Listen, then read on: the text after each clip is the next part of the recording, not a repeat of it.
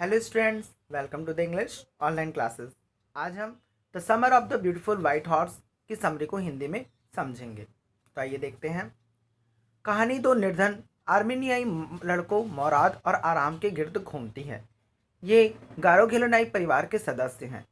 उनके परिवार के विशिष्ट गुण हैं विश्वास तथा ईमानदारी। कहानी अतीत की सुखद स्मृतियों की उदासी के भाव से आरंभ होती है। तब वर्णनकर्ता आराम 9 वर्ष का लड़का था तथा उसका चचेरा भाई मोराद जो थोड़ा सा अधिक साहसी किंतु तनिक सनकी और झग्गी टाइप का 13 वर्ष का बालक था। कथाकार को वह दिन स्पष्ट रूप से याद है जिस दिन मोराद प्रातः 4 बजे उसके घर आया था तथा उसके कमरे की खिड़की पर थपथपाहट करके उसे जगाया था। आराम अपने बिस्तर से उछलकर उठा। जब उसने खिड़की से बाहर देखा तो उसने ऐसा देखा कि उसको विश्वास नहीं हुआ। उसका चचेरा भाई मोराद एक सुंदर सफेद घोड़े पर बैठा हुआ था। मोराद ने उससे कहा कि यदि वह घुड़सवारी करना चाहता है तो शीघ्रता करे। वर्णनकर्ता को घुड़सवारी करने की तीव्र इच्छा थी। उनका पूरा गारोघेलनाई परिवार निर्धन तथा यद्यपि वे अपने विश्वास तथा ईमानदारी के गुणों के लिए सुविख्यात थे। कथाकार जानता था कि उसका चचेरा भाई मोराद घोड़े को क्रय नहीं कर सकता था और यदि उसने इसे क्रय नहीं किया तो अवश्य इसे चुराया होगा। कथाकार यह विश्वास नहीं कर पाया कि उसने घोड़ा चुराया होगा, क्योंकि गोरे घिलोनाई परिवार का कोई भी सदस्य चोर नहीं हो सकता। कथाकार आराम ने मोराद से पूछा कि उसने घोड़ा कहाँ से चुराया था। मोराद ने उत्तर नहीं दिया, किंतु उसे खिड़की से नीचे कूदकर आने को कहा यदि वह घोड़े पर सवारी करना चाहता है तो। उसे पता था कि मोराद घोड़ों के बारे में झक्की था। सवारी करने के लिए घोड़ों को चुराना वैसी बात नहीं थी जैसे कि धनराशि चुराना अथवा चुराए गए घोड़े को विक्रय करना या उसे बेचना। कथाकार ने फटाफट वस्त्र पहने। वह खिड़की से आंगन में कूदा तथा अपने चचेरे भाई मोराद के पीछे घोड़े की पीठ पर उछलकर बैठ गया। वॉलनट एवेन्यू स्थित उनके मकान में वे 3 मिनट में कम से कम ऑलिव एवेन्यू तक पहुंचे। घोड़ा दुल्की की चाल चलने लगा क्योंकि वायु ताजा तथा सांस लेने में मनोहर थी।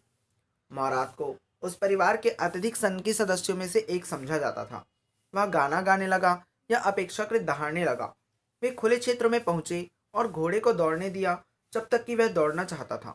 अंततः मोराद ने आराम को नीचे उतरने के लिए कहा और वह अकेला घुड़सवारी करना चाहता था। आराम ने उससे पूछा कि क्या उसे अकेले घुड़सवारी करने देगा। मोराद ने उत्तर दिया, यह तो घोड़े पर निर्भर है।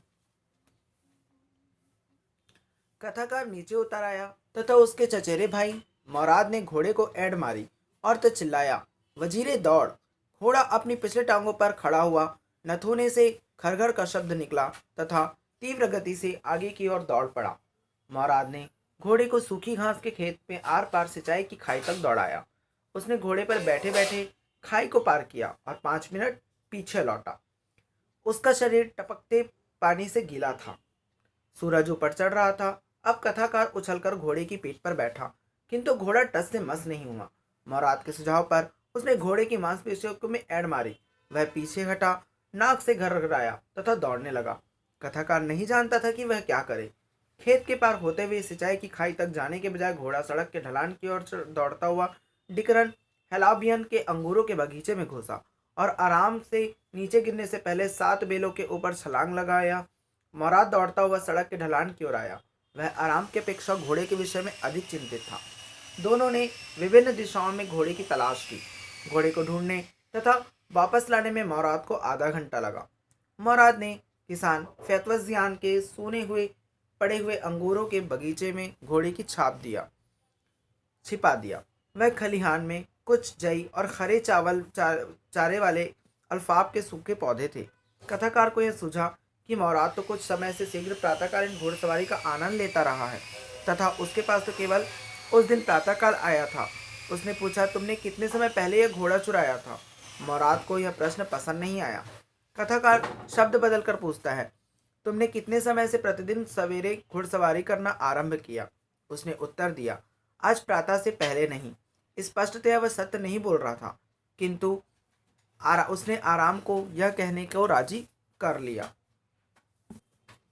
मोराद ने तब आराम को बताया कि घोड़े से इतने भले प्रकार का व्यवहार करना आसान नहीं था।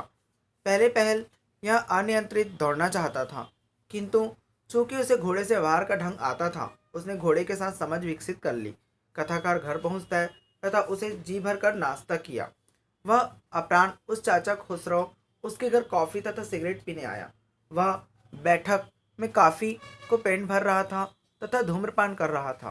तब तक एक अन्य आगंतुक वहां पहुंचा। बाद में आने वाला व्यक्ति जॉन बैरो नामक किसान था। वह एक असीरियाई था जिसके अकेलेपन से तंग होकर आर्मेनियाई की भाषा बोलना सीख लिया था। उसे भी कॉफी और तंबाकू की पेश किया गया। उदासी से आह भरते हुए उसने कहा कि उसका सफेद घोड़ा पिछले माह किसी ने चुरा लिया था। अब भी वह गायब था। चाचा खुसरो क्रोधित हो गए और एक घोड़े पर विलाप करने के लिए उसे फटकारा।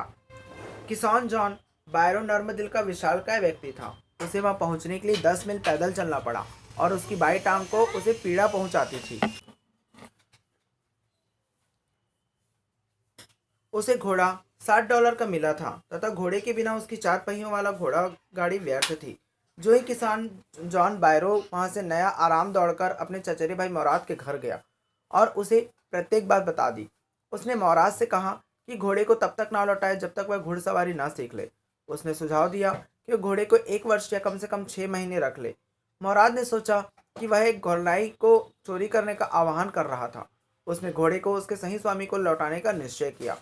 2 सप्ताह तक प्रत्येक सवेरे तड़के ही मोराद एवं राम घोड़े को सूने अंगूर के बगीचे से जहां उन्होंने छुपा रखा था निकाल लेते थे तथा इस पर सवारी करते थे। प्रत्येक सवेरे घोड़ा अंगूर की बेलों तथा छोटे वृक्षों के ऊपर छलांग लगाता, आराम को फेंक देता और दौड़ जाता। फिर भी आराम को आशा थी कि वह मोराद की भांति सवारी करना सीख लेगा। एक दिन फैतवाजियन के सूने अंगूरों के बगीचे को जाते समय उसकी किसान जॉन बैरो से, जो कि नगर को जा रहा था, भेंट हो गई। मोराद ने उसका अभिवादन किया। किसान ने उत्सुकता से घोड़े का अध्ययन किया तथा उन्हें सुप्रभात कहा। उसने उनके घोड़े का नाम पूछा। मोराद ने बताया कि उसे मेरा दिल कहा करते थे। जॉन बैरो ने इसे सुंदर घोड़े के लिए एक सुंदर नाम कहा।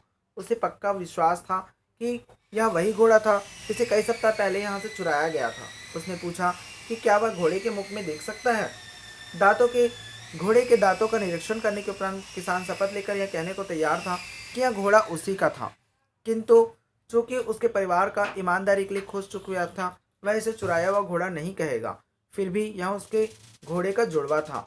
अगले प्रातः काफी पहले लड़के घोड़े को जॉन बैरो के अंगूरों के बगीचे में ले गए तथा उसे खलिहान में छोड़ दिया। मोराद ने घोड़ों की चारों ओर अपनी बाहें लपेटी, अपनी नाक घोड़े के नाक में दबाई, इसे थपथपाया, फिर वे चले गए। उसी उपरांत जॉन बैरो अपनी 4 पहियों वाली घोड़ा गाड़ी में उसके घर आया तथा कथाकार की माताजी को वह घोड़ा दिखलाया जो चुरा लिया गया था और लौटा दिया गया था। उसे घोड़े को पहले से अधिक सुदृढ़ तथा अच्छे व्यवहार का पाकर सुखद आश्चर्य हुआ। उसने भगवान का धन्यवाद किया। चाचा खुसरो, जो कि बैठक में था, क्रोधित हो गया था तथा पर चिल्लाया कि चुप रहे। उसने टिप्पणी की कि उसका घोड़ा लौटा दिया गया था। उसने अपना प्रिय शब्द दोहराया, इसकी ओर ध्यान ना दो। Thanks for watching.